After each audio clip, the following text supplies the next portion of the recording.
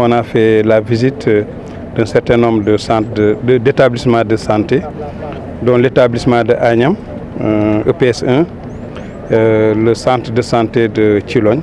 On a fait aussi un poste de santé à Sédo. Et on a visité l'hôpital en construction de Ourossogui. Et ici, on est à l'hôpital de Matam. Je suis vraiment très satisfait de la visite. Et ça m'a permis de voir un peu l'état dans lequel les structures de santé sont. Il y a un énorme besoin en équipement qu'il faudrait renforcer, mais il y a aussi un énorme besoin en personnel de santé qu'il faudra aussi renforcer.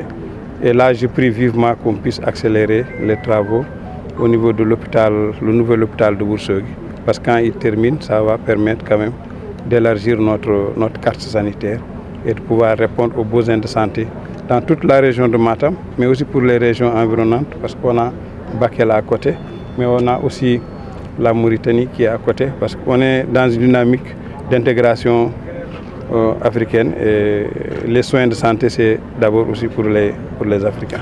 Mais il y a aussi lieu de faire une analyse par rapport aux besoins en scanner, et par rapport aussi à la répartition des hôpitaux qu'on a toujours ici. Parce que si on a beaucoup de scanners et on n'a pas aussi des techniciens pour faire fonctionner tous ces scanners-là, ça risque de poser problème. Il faut penser à une mutualisation.